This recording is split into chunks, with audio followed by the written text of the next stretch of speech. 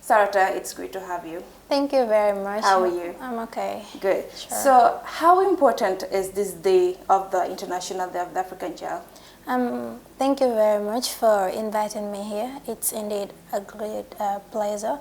Like the Day of the African Child, it's very important, or it should be very important to every child in the Gambia, or in fact in the world, because this is a day that we reflect on the issues that the children in Soweto had faced, the murder that had been committed in South Africa, and then it's a day that people or children come together to speak out for their voice to be heard, and then to emphasize that the rights and welfare of children should be respected in society or in the state. Great. So this year's theme is access to a child-friendly justice system in Africa.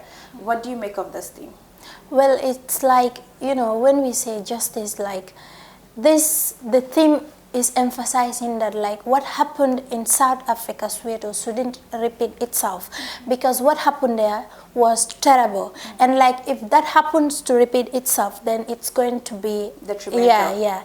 So this is what I think the team is mainly trying to emphasize to the world. Okay. So in your statement, you touched on the TRC and said it is important to remind ourselves the need to pay special attention to children who were direct or indirect victims of human right violation. What has the Children National Assembly observed so far in terms of how the TRC has been handling the issues of children? Well, the TRC, they're doing very well, and the children whose parents have been murdered during the former regime, it has come to our notice that those children have been given scholarship. So that is a very important thing. That is to encourage them, for them to forget their past, because it's going to affect those children either physically or mentally. So therefore, what TRC is doing is very important for those children, because if you do such for children, it's going to cheer them up, and they will forget what happened. Yeah. Sure. So how important do you think children are in the society? In the society, we all know that children are the future leaders of tomorrow, and as future leaders of tomorrow, we are very important, because we have to go from one state to another, and we are the ambassadors of tomorrow, and just to summarize it in a nutshell, we are very important for the fact that we are the ones that are expected to change the future, and people are looking up to us, to do something in the future, which is going to be very, very, very initiative, and then people are going to appreciate what we do, and it's going to be more of what is happening now. Okay, sure. So, what do you think the government should do? What do you think the government should do in ensuring children in the Gambia are protected and safe? Well, as NAC, or Children's Parliament, what we want the government to do is to implement laws, because we have very, very nice laws in the Gambia here, but they are not being fully implemented.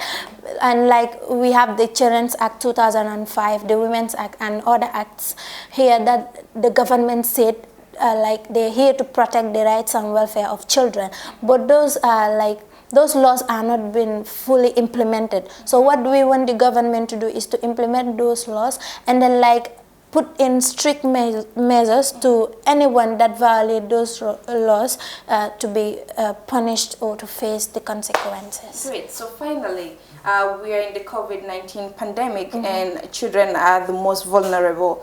Do you think special programs and projects need to be created in ensuring that children are safe? Sure, COVID-19, it's impacting a lot, but the government is doing very well for the fact that they're sharing food items to families, and that is to assist children. Yeah. And the projects that we expect is after COVID-19, we expect that the environment is going to change, because COVID-19 is a lesson. We have learned a lot from it. So it should be like after COVID-19, we expect that the environment is going to be conducive for children to live in, and then we expect like after COVID-19, children are going to be free from any form of violence, and then like government is going to do something towards the empowerment of children. Great. Sure. So to your fellow young people or your fellow young children that are watching you, what message would you like to put across to them? Like I always, I have this word that I believe in, that it's people that make people people. So like what I would like to tell them is to keep on learning, focus on their education, and then like to advocate for the right and welfare of children, and then like let them not give up, because in life you have to do something to get something.